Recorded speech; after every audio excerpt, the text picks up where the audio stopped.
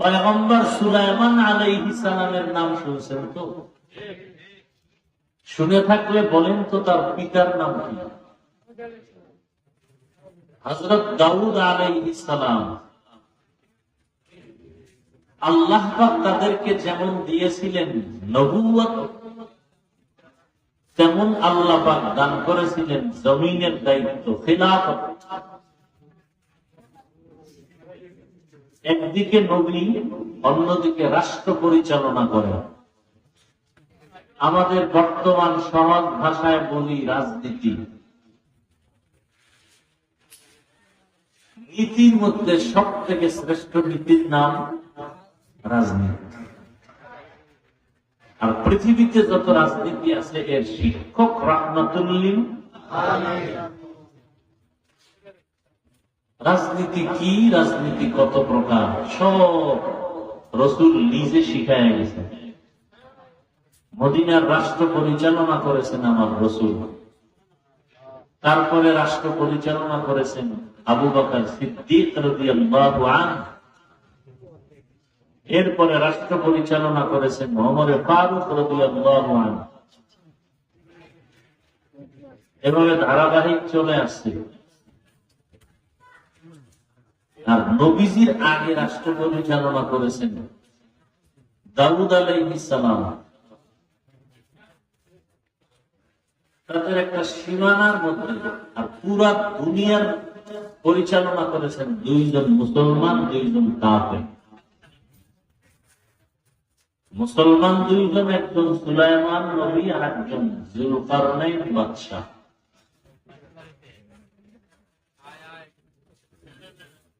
দাউদ আলাইহিস সালাম লোহা হাতে স্পর্শ হলেই মনের মতো নরম হয়ে যেত, আর দিয়ে ওই সময় অস্ত্রের মহড়া ছিল, অস্ত্র বানাইতেন আর বাজারে বিক্রি করতেন, তার লভ্যাংশ অর্থ দিয়ে সংসার চালাতেন।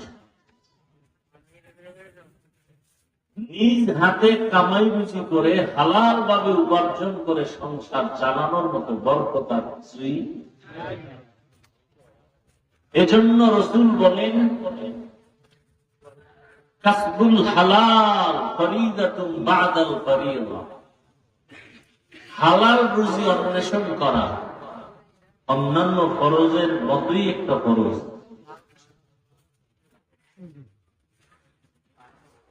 এ কারণে কিয়ামতের ময়দানে সম্পদের হিসাবের বেলায় প্রশ্ন হবে দুইটা: সম্পদ অর্জন করেছো কিভাবে, সম্পদ ব্যয় করেছো কিভাবে। যারা রাতারাতি সম্পদ অর্জন করে, এদের সম্পদ রাতারাতি বিনষ্ট হয় না, যেমনি আসে তেমনি যায়। যেই গাছ তাড়াতাড়ি বড় হয়ে যায়, এই গাছ বেশি দিন টিকে না। কথাগুলো মনে রাখবেন। যারা ঘুমের মধ্যে বড় লোক হয়ে যায়, বড় লোকগিরি বেশি দিন টিকে না।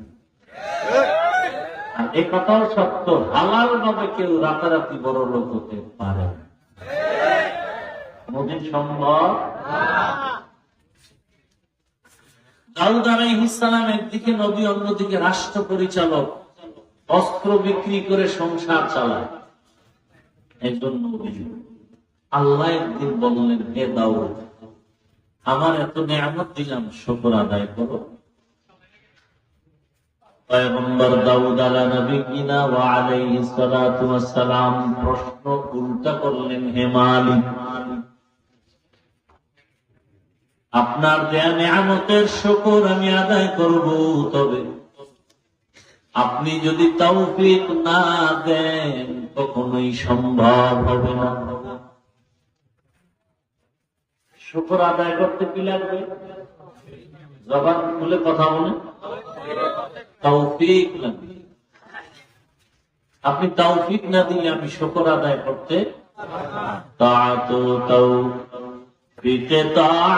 হামজে তু আমানাত ইজাবাত হামজে তু।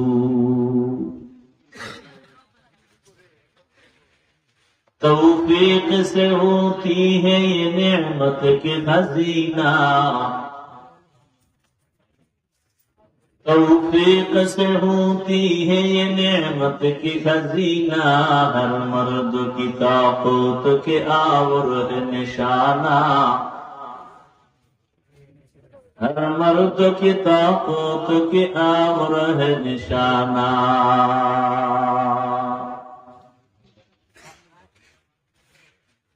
হে আল্লাহ, আপনার তৌফিক আলাদা আরেকটা নিয়ামত। অনেকের হাতে কোটি কোটি টাকা আছে, বাইতুল্লাহ চাইলেই মাসে মাসে যেতে পারে, যাইতে পারে, কিন্তু যায় তৌফিক নেই। তৌফিক মানে কি টাকা নাই? আরে আল্লাহ দেওয়া তৌফিক নামের নিয়ামত নেই। এজন্য চাইলেও মাসে মাসে যেতে, টাকা আছে যেতে পারে, কিন্তু বছর বছর হয়ে গেছে যায়। হজ খরচ হয়ে আছে, তার বউয়ের উপরে হজ খরচ, নিজের উপরে হজ খরচ করে না। অজুহা বাচ্চা বড় হয় না, ছোট বাচ্চা কেমনে যাবে? ঋণ মাথার উপরে, ঋণের বোঝা কেমনে হজে যাই? মা বাবাকে হজে না নিয়ে আমি সন্তান কিভাবে হজে যাই? তুমি সব ধোকা, অসুয়াশা। বরং যতদিন পর্যন্ত এই ফরজ হুকুমটা পালন না করবেন, ততদিন পর্যন্ত হজ না করার বরকত থেকে মাহরুম থাকবেন। এ ভাই, এই অভ্যাস তো ভালো না। হ্যাঁ, ভালো না লাগলে ঢুকছেন কেন, বসছেন কেন? আমি কি পুরান বান্দা, নতুন বান্দা না? তো ভাবসাব তো হজের প্যান্ডেলে চলে না, সব জায়গায় ভাবসাব চলে না। দুনিয়া ছেড়ে চলে যান, আল্লাহর জমিনে যতক্ষণ ঘরে থাকবেন সেখানেও বিপদ, ছেলে নিয়ে বিপদ, মেয়ে নিয়ে বিপদ, ঘর ছেড়ে নেন। চালাকি জীবনে তো কম করেন নাই, করতে করতে বুড়া হয়ে গেছেন, আর কত? বহু চালাক বিল্ডিং ছেড়ে জঙ্গলে জঙ্গলে ঘুরে, কি বহু চালাক ব্যাংকে টাকা দিয়ে না খায়া মরে, আসেনি? মাস্তানিয়া চালাকি ছেড়ে দেন, বহুত করছেন। এটা এমন একটা মজলিস, বসার সাথে সাথে সবার গুনাহ মাফ। চালাকি করিয়েন না।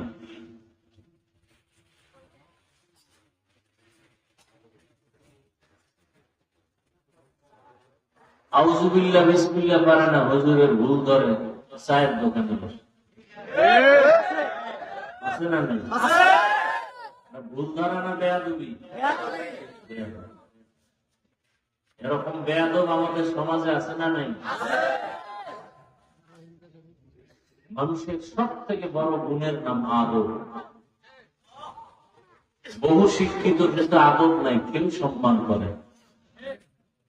লিকুল্লি শাইইন যিনাতুন ফিল ওয়ারা ওয়া যিনাতুল মারই তামামুল আদাবি। আযফদাসা হিমে তৌফিক আদব বে আদব মাহরুমে গাস আজ ফজলেরা। আদবওয়ালা জিন্দগির বড় দাম। পয়গম্বর দাউদ আলাইহিস সালাম বললেন, হে মালিক, আপনি যদি তৌফিক না দেন, শুকর আদায় করা আমার কখনোই সম্ভব না। আল্লাহ বলেন, হে দাউদ, আমি তোমাকে তৌফিক দিলাম, এবার আদায় করো। দাউদ আলাইহিস সালাম তৌফিক পাওয়ার পর বলেন, হে মালিক,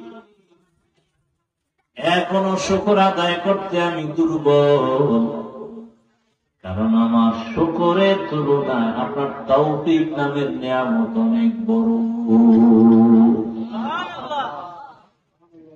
আমি যে আলহামদুলিল্লাহ বলে শুকর আদায় করবো, এর থেকে আপনার তৌফিক নামের নিয়ামত আরো। আল্লাহ কি বললেন? হে দাউদ, তুমি যে নিজে বুঝতে পেরেছো তোমার শুকরের থেকে আমার তাওফীক নামের নেয়ামত অনেক বড়, এই যে বুঝটা তুমি বুঝতে পেরেছো, এই বুঝটাকেই আমি শুকর হিসাবে গ্রহণ করে নিলাম।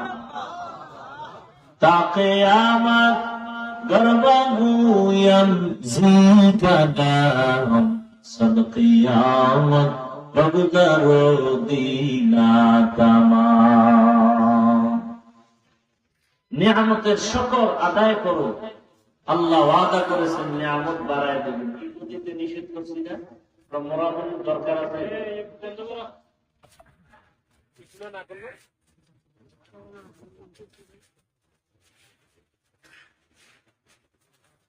নিয়ামত কি আমরা বুঝি না। কিতাবের মধ্যে ঘটনা দেখেছি, মুসা আলা নবিয়িনা ওয়া আলাইহিস সালাতু ওয়াস সালাম রাস্তা দিয়ে যায়, এক বৃদ্ধা নারী বুড়ি ভাঙা একটা ঘরের মধ্যে বসে বলেন, মাওলাকে জিজ্ঞাসা আমার বানাইছে কেন, এরকম কষ্টে আছি। মুসা নবী ফেরার পথে বলে, আল্লাহ বলছে তুমি শুকর আদায় করো, আমার ঘরই নাই, শুকর আদায় কি করবো? ভাঙা যা ছিল তাও বাতাসে নিয়ে গেছে। বলি আল্লাহর বান্দি সেজদায় পড়ে বলে, আল্লাহ এটাও আমার জন্য কি ছিল? নিয়ামত। আল্লাহ আপনাকে আমাকে মানুষ বানাইছেন, বড় নিয়ামত। চাইলে আল্লাহ অন্য পশু বানাইতে পারতেন না? কোনদিন আমরা বলি না, হে মালিক আমাকে মানুষ হিসাবে পাঠাইও। আল্লাহ বলা ছাড়া দয়া করে মানুষ বানাইছেন, বড় নিয়ামত। আল্লাহ যদি মানুষ না বানাইয়া ভেড়া বকরি ভিন্ন প্রাণী বানাইতেন, উম্মতের শ্রেষ্ঠ উম্মত রাসূলের কলিজা আবু বকর সিদ্দিক রাদিয়াল্লাহু তাআলা আনহু বকরি বাচ্চা ধরে বলতো, রে তোর কপাল ভালো, আল্লাহ আমার এরকম বানাইতো, উম্মত জবাই করে কেটে খেয়ে ফেলতো, শেষ। কিন্তু আমার তো হিসাবের আদালত সামনে রেডি, আল্লাহর আদালতে দাঁড়ায় সব হিসাব দিতে হবে। নেকের পাল্লা যদি হালকা হয়ে যায়, গুনার পাল্লা যদি ভারী হয়, জাহান্নাম ছাড়া উপায় নাই। এই বলে আর চোখের পানি ছেড়ে কান্না করেন কে? কে? কেউ মন মানসিকতা মোবাইল নিয়ে ব্যস্ত, ধ্বংস করে ফেললো মোবাইল আমাদের জীবন, যৌবন, লেখাপড়া, ইজ্জত, আখেরাত, দুনিয়া সব।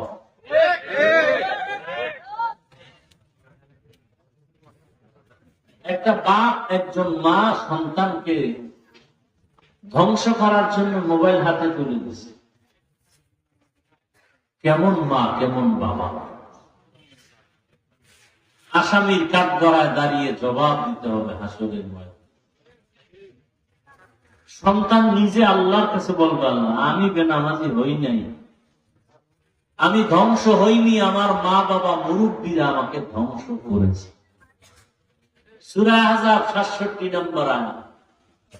সন্তান বলবে, রব্বানা ইন্না আতা'না সাদাতানা ওয়া কুবারানা ফাআদাল্লুনা সাবিলা।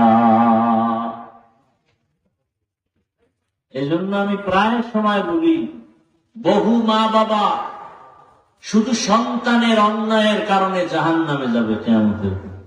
বহু মা বাবা শুধু সন্তানের অপরাধের কারণে জাহান্নামে যেতে হবে, সন্তানকে অপরাধের পথে বাধা দেয় না। সন্তান খানা খেলো কিনা বাপ মা খবর নেই, নামাজ পড়লো কিনা খবর নেই, নিজে জুমায় যায় সন্তানটাকে নেয় না, নিজে ওয়াজ মাহফিলে যায় সন্তানটাকে নেয় না, নিজে কোরআন পড়ে নাই, সন্তানটাকে একটু পড়াবে তাও পড়ায় না।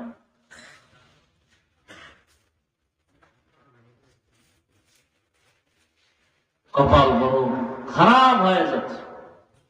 মুসলমানের ঘরে এখন কোরআন তেলাওয়াতের আওয়াজ নেই, মক্তব নাই।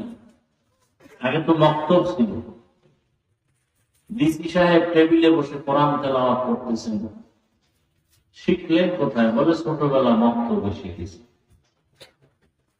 কোরআন শিখছে, পরে কি হয়ে গেছে? ডিসি। এখন ডিসির চেয়ারে বসেও কি পড়ে? যে ব্যক্তি কোরআন পড়ে, নামাজ পড়ে, সে নামাজ পড়বে না? সে দুর্নীতি করবে? বলেন তো, দুর্নীতি করে না এমন কোন ডিসি নাই? দুর্নীতি করে না এমন কোন এসপি ওসি নাই? হালাল ভাবে ব্যবসা করে এমন ব্যবসায়ী নাই? আল্লাহ জিজ্ঞাসা করবে, ও পারলো, তুই পারলি না করে বেঈমান। जिंदगी में बंदगी तू करना है, जिंदगी में बंदगी तू करना है, जिंदगी बेबंदगी शर्मिंदा है, जिंदगी बेबंदगी शर्मिंदा है। दुनिया में हो दुनिया का ताल्लुकदार न हो,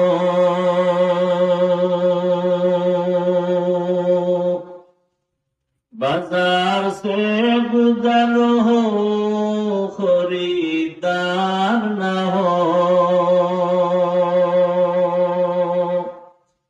ये दुनिया एक मिसले कागज फूल है,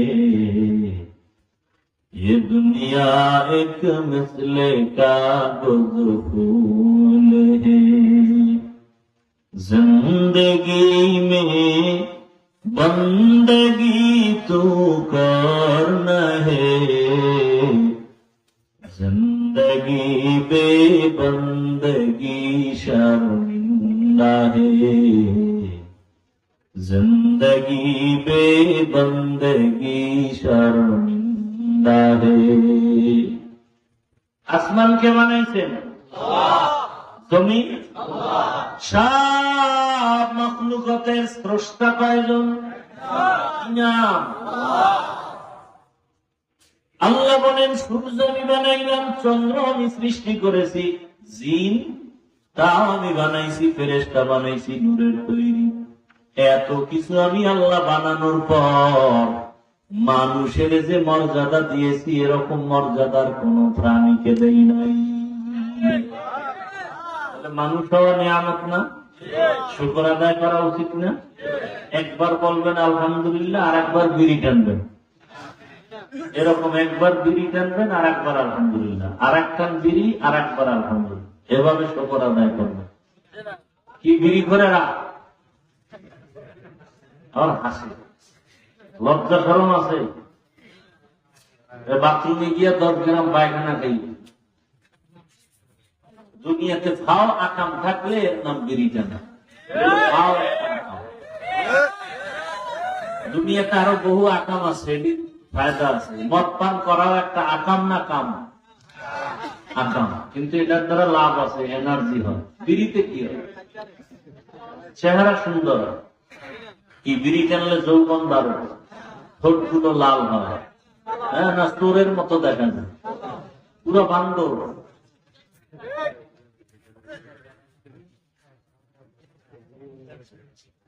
আপনাদের হাসি আসতেছে না?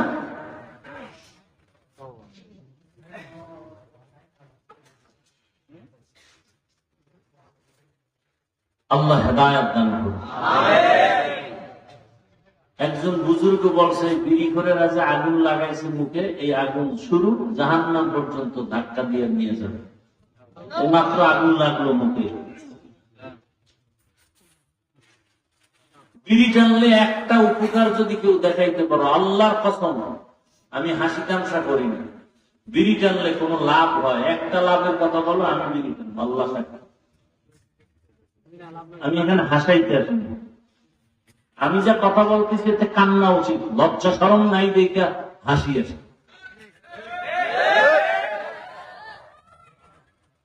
ছোট ছোট বাচ্চারা বিড়ি টানে, আমরা উস্তাদদের শিক্ষকের সামনে ঘড়ি হাতে দেই না।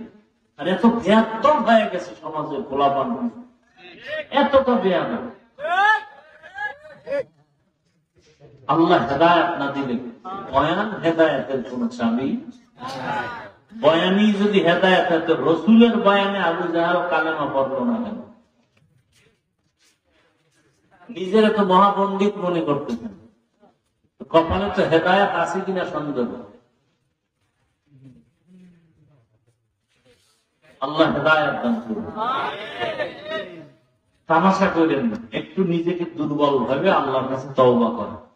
একটু খালি এই কথাটা অন্তরকে বলেন তো, যে আমার মতো একটা যুবক স্কুল কলেজে পড়িয়া নামাজ পড়ে, আমি পারি না কেন?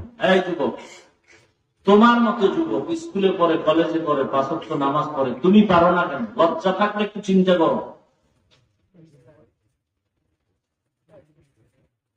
তোমার মতো যুবক র্যাব, আর্মি, পুলিশ, বিডিআর চাকরি করে, নামাজ নেই, তুমি পারো না কেন? লজ্জা থাকলে একটু চিন্তা করো। আওয়াজ না দিয়া নিজের বিবেক, নিজের অন্তরকে প্রশ্ন করো যে আমার কপালে তো খারাপ কেন?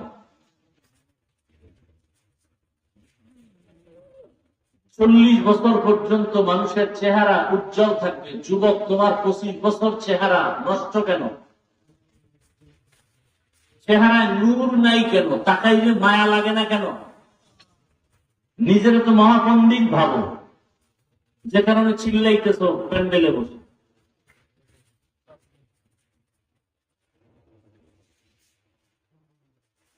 পাও ধরলে তুমি গুনাহ ছাড়বা, বলো তো আমি নিচে এসে পায়ে দেবো, চিল্লাও কেন?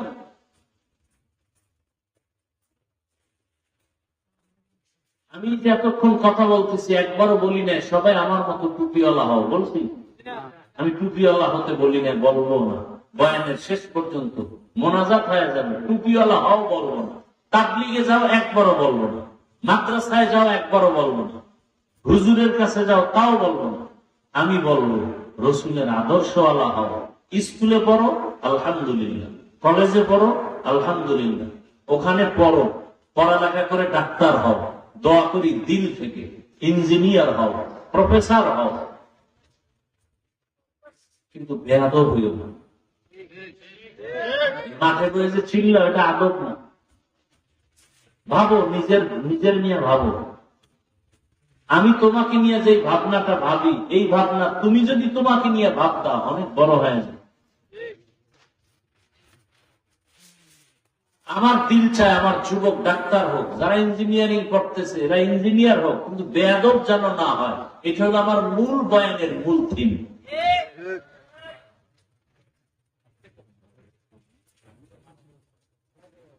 যুবক মা বাবার সাথে ব্যবহার ভালো করে,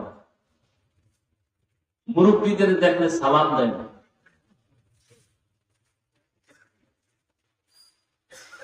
মুরব্বীদের সামনে বিড়ি টানা এটা আদব না। আমি তো বললাম এই ওয়াজের স্টেজে শুধু ঘড়ি হাতে দিছি, আর আদার্স 1 সেকেন্ডের জন্য আমি ঘড়ি হাতে দিই, তাও ডান হাতে দিছি, বাম হাতে না। তুমি বাম হাতে ঘড়ি চশমা লাগায় বিড়ি টানো মুরব্বীর সামনে, কত বড় বেয়াদব তুমি। আবার প্যান্ডেলে চিল্লাও, তুমি চিল্লাও কেন? কোনটা ঠিক কোনটা বেঠিক তোমার বলতে হবে। তুমি ঠিক ঠিক বলে চিল্লাও কেন?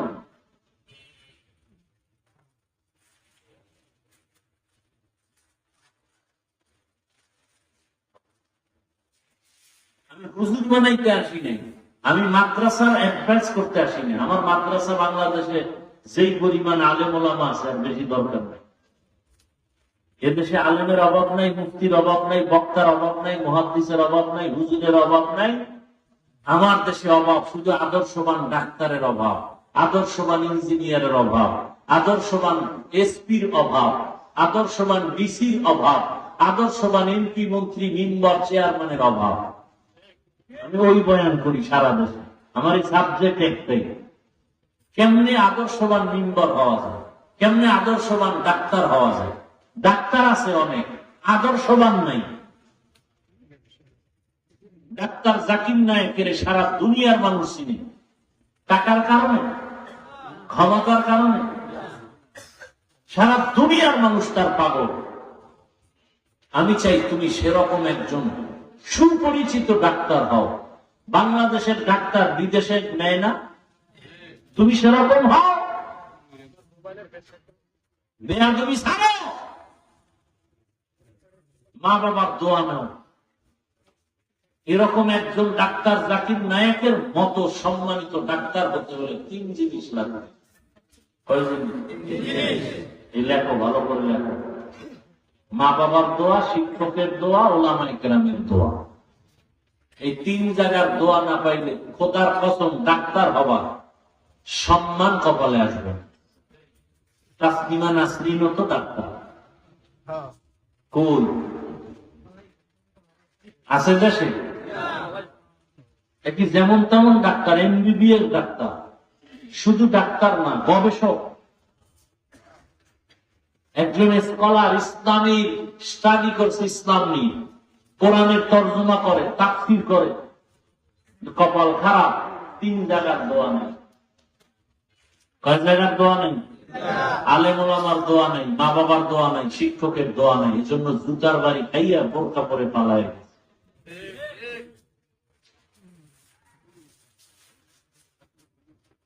তাল মিলাইতে আসি নাই, কিছু বুঝাইতে আসি। পায়ে ধরলে যদি বুঝো, পায়ে ধরতেও রাজি, সেই মেজাজ নিয়ে আসি। কাউকে দূরে ঠেলে দিতে আসি নাই, বুকে লাগাতে আসি।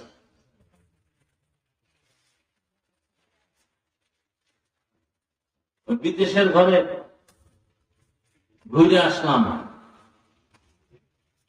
বললাম আরে বাঙালি সন্তানেরা যেই পরিমাণ কষ্ট করো মক্কা মদিনায়, অর্ধেক না আরো অর্ধেক যদি বাংলাদেশে কোটিপতি হয়েছে।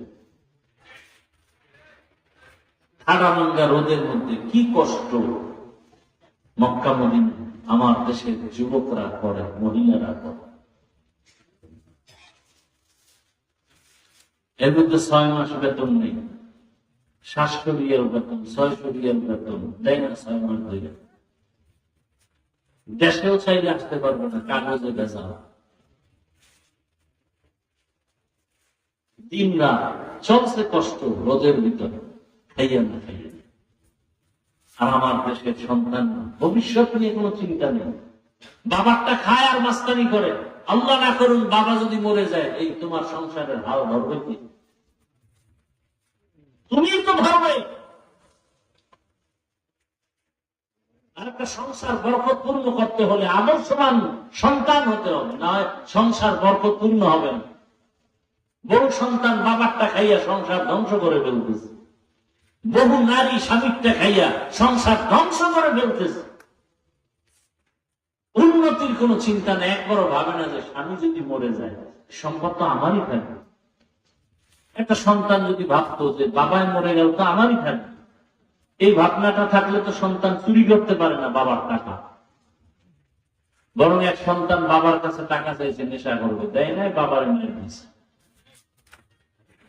এগুলি চলছে আমার দেশে।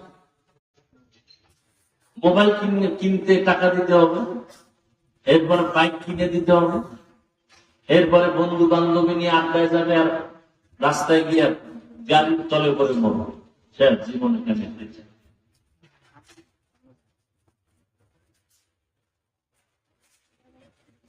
যুবকরা আমাকে একটা হিসাব দাও, বাস, ট্রাক, হেলিকপ্টার, বিমান, রিক্সা, আর এদের কি করে মোটর সাইকেল, কোনটা অ্যাক্সিডেন্ট হয়ে বেশি মানুষ মরে গড়ে বলো তো? এরপরে এগুলোই মরতেছে, এটা লাগবেই। মানে ইচ্ছা করে মরণ ফাঁদ নিচ্ছে বাইসা। তাহলে প্রতিদিন ঘর থেকে মায়ের থেকে বিদায় নিয়ে নিব, মায়ের শেষ বিদায়, আর ফেরত ঘরে আসতে পারি নাও। ভালো কামে তো যায় না, যাই তো আকাম করতে। ভালো কাজে গেলে না বড় দোয়া পাইতো। কি রাগ করতেছেন আপনারা? মা বাবারা অলরেডি মানে সব যা বলতেছে হিসাব আপনাদের দিতে হবে। সন্তান খারাপ হলো কেন? ওই আমার ঘরের বাচ্চা কাঁদে, কোনোদিন তো পুতুল কিনে দিনে, আপনি পুতুল কিনছেন কেন? আমার সারা বাড়িতে একটা ছবি পাবেন না কোনো পুতুলের, আপনার ঘরে ছবি কেন?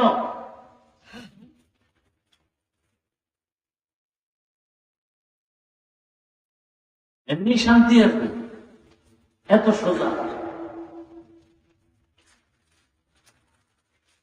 আল্লাহ, মানুষ হইলাম আল্লাহর নিয়ামত, শুকর আদায় করতে পারবো না। মানুষ হওয়ার পরে আল্লাহ আরো কি নিয়ামত দিলেন? হিন্দুর ঘরে পাঠাইতে পারতেন, বৌদ্ধের ঘরে পাঠাইতে পারতেন, ঠিক না? ইহুদির ঘরে পাঠাইতে পারতেন। আল্লাহ কোথায় পাঠাইছেন? আমার রসুল মুসলমান, আবু বকর মুসলমান, ওমর মুসলমান, 39 জন মুসলমান যখন পুরুষ, 11 জন মুসলমান নারী, নবী গোপনে দাওয়াত দিতেছেন। ঠিক সেই সময় 27 বছর বয়সের ওমর রসুলকে জবাই করতে গিয়ে কালেমা পড়ছে। তাহলে ওমর কয় নাম্বার মুসলমান? 40 নাম্বার মুসলমান। কয় বছর বয়স? এই 27 বছর যুবকরা বলো, তোমার 27 বছরের অবস্থা কি? ওমর কই, তুমি কই? তোমার হাতে মোবাইল কেন? তোমার হাতে নর্তকীর ছবি কেন? রাতের নিয়ামতের ঘুম নষ্ট করে হেডফোন কানে লাগায় গান শুনো কেন? আজরাইল যদি ঘুমের মধ্যে ঘরে ঢুকেই বসে, আল্লাহর কাছে কি জবাব দিবা? হে যুবক, আজরাইল আসতে পারে না? না অন্ধকারে চিনে না তোমাকে? এসেই যদি দেখে কানের মধ্যে তার লাগে, আল্লাহর আদালত কেমনে দাঁড়াইবা? অথচ আল্লাহর দেয়া নিয়ামত পানি, কার নিয়ামত? সব মানুষের জন্য। ওয়ালাকাদ কাররামনা বানি আদম ওয়া হামালনাহুম ফিল বাররি ওয়াল বাহরি ওয়া রাযাকনাহুম মিনাত তাইয়্যিবাত ওয়া ফাদ্দালনাহুম আলা কাসীরিম মিম্মান খালাকনা তাফদীলা। আরে আমার কলিজার যুবক, যত কথাই বলি না কেন, মা বাবা সন্তানের ধমক দেয় শত্রু এই জন্য নাকি ভালোবাসার কারণে? ডাক্তার রোগীর অপারেশন করে, ছুরি চালায়, গোশত কাইটা ফালায়, এটা কি দুশ্মনী না ভালো করতে চায়? আমি আপনাদের সামনে দুই একটা কথা ধমক দিয়ে বলছি ভালোর স্বার্থে, মোহাব্বত নিয়া, দুশ্মনী অন্তরে নাই। ও আমার যুবক বাবা, যদি বলো পাও দুইটা ধরলে আর দাড়ি কাটবা না, নামাজ ছাড়বা না, মা বাবার সাথে বেয়াদবি করবা না, আমি নিচে নেমে এসে তোমার পায়ে হাত দিয়ে বলবো আর মা বাবারে কষ্ট দিবা না, আল্লাহর কাছে তওবা করো, আর আলেমের বিরোধিতা করবা না, মাওলার কাছে তওবা করো, আর কোনদিন শিক্ষকের বিরুদ্ধে লাগবা না, জীবনে তওবা করো, কোনদিন এই 3 জায়গায় বেয়াদবি করবা না। অনুরোধ, দুনিয়ার সব ধ্বংস হয়ে যায় 3 জায়গায়। মা বাবার সাথে জীবনটা গলায় ছুরি লাগলেও মা বাবার সাথে বেয়াদবি করা যাবে না। গলায় ছুরি লাগলেও শিক্ষকের বিরোধিতা করা যাবে না। গলায় ছুরি আসলেও উলামায়ে কেরামের বিরুদ্ধে যাওয়া যাবে না। এই 3 জায়গার দোয়া যদি নেও, আমি গ্যারান্টি দিয়া বলবো, তুমি ডাক্তার হলো সম্মান তোমার পুরো দেশব্যাপী হবে, ইঞ্জিনিয়ার হলো সম্মান, প্রফেসর হলো সম্মান। ও পর্দার আড়ালের আম্মা জান, ও বোনেরা, ও বৃদ্ধ বাবাজি, আল্লাহ তাআলা এত নিয়ামত দান করেছেন, শুকর আদায় করেন। আল্লাহ পাক মুসলমানের ঘরে পাঠাইছেন, মুসলমান হওয়ার পরেও আরো বড় নিয়ামত হলো আখিরি নবীর উম্মত। কোন নবীর উম্মত? আখিরি নবীর উম্মত হইয়া লাভ কি? কিয়ামতের ময়দানে নবী বলেন, আমার উম্মতের আগে অন্য নবীর উম্মতেরা জান্নাতে ঢুকতে পারবে না। কিয়ামতের ময়দানে নবী উম্মত নিয়ে সবার আগে জান্নাতে ঢুকবেন। ও নবীর উম্মতের দল, এরপরে আবার দেখেন মুসলমান হইলাম, নবীর উম্মত হইলাম, এরপর আবার তাকায় দেখে আল্লাহ তাআলা আমার হাত পা চক্ষু কর্ণ নাসিকা সুন্দর রাখলেন। নবীর উম্মতের মধ্যেও কত মানুষ দুই চোখের পাওয়ার নাই, নাই? নবীর উম্মত মুসলমান কিন্তু হাত নাই, নবীর উম্মত মুসলমান পা নাই, নাই? আল্লাহ আপনার হাত রাখলেন, চোখ রাখলেন, পা রাখলেন, ভালো নিয়ামতের শুকর আদায় করেন। ও সন্তান, তোমার মা তোমার জন্য বড় নিয়ামত, তোমার বাবা তোমার জন্য বড় নিয়ামত। ও বাপ, সন্তানেরা ভালো করে নিয়ামতের শুকর আদায় করো, দোয়া নাও। এরে আল্লাহর বান্দা, একজন মা বাবার জন্য একটা আদর্শ নেককার সন্তান বড় নিয়ামত। মুসল্লিদের জন্য ভালো একজন ইমাম বড় নিয়ামত। এলাকাবাসীর জন্য একজন ভালো ন্যায়পরায়ণ মিম্বর বড় নিয়ামত। ইউনিয়নবাসীর জন্য একজন ন্যায়পরায়ণ আদেল চেয়ারম্যান বড় নিয়ামত। একজন নেককার পরহেজগার এমপি বড় নিয়ামত। গোটা দেশবাসীর জন্য একজন ইনসাফগার বাদশা বড় নিয়ামত। এইভাবে ভাগ ভাগ কইরা হিসাব করলে নিয়ামতের সীমানা নাই। এরপরে আল্লাহ আমাকে আপনাকে বাঁচায় রাখার জন্য সব দিনের সূর্যের আলো, চাঁদের আলো আপনার আমার জন্য, নাকি ওটা আল্লাহর জন্য? পানি কার জন্য? আমাদের জন্য। আল্লাহ পানি পান করেন?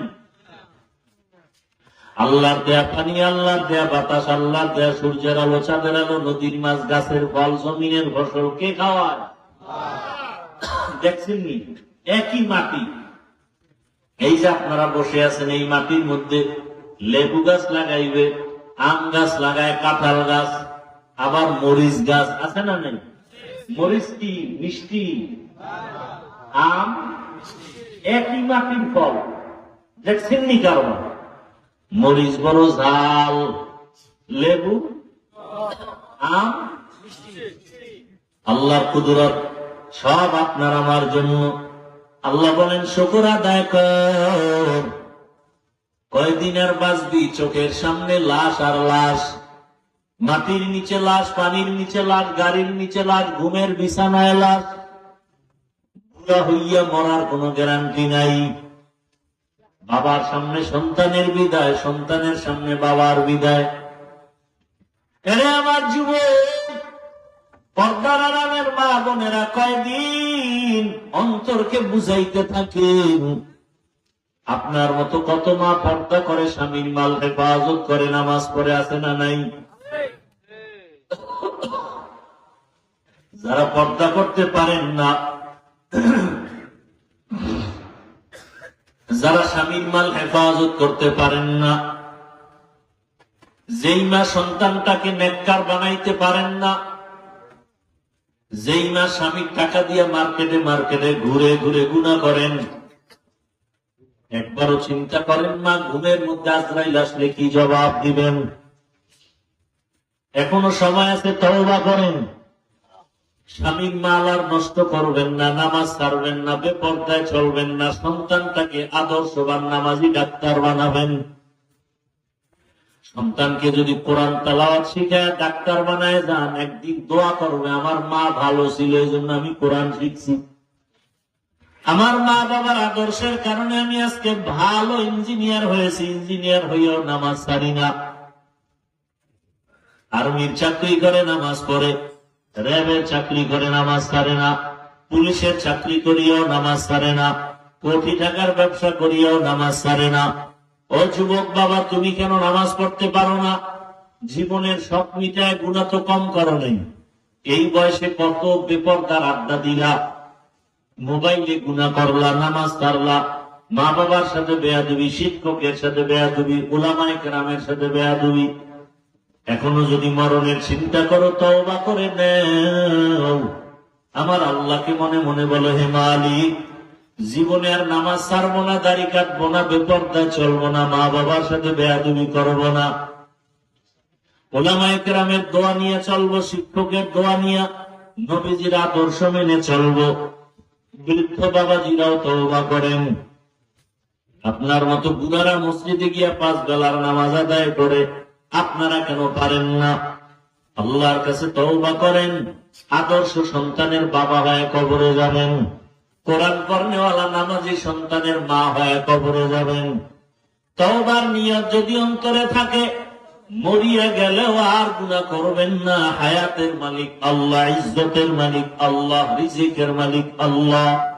ওই আল্লাহর মোহাব্বতে আজকে থেকে নামাজ পড়বেন, মা বাবার দোয়া নিয়ে চলবেন, শিক্ষকের দোয়া নিয়ে চলবেন, উলামায়ে কেরামের দোয়া নিয়ে নবীর আদর্শ মেনে চলবেন। তওবা করার নিয়ত যাদের আছে, দুটো হাত আমার আল্লাহকে দেখায় দেই।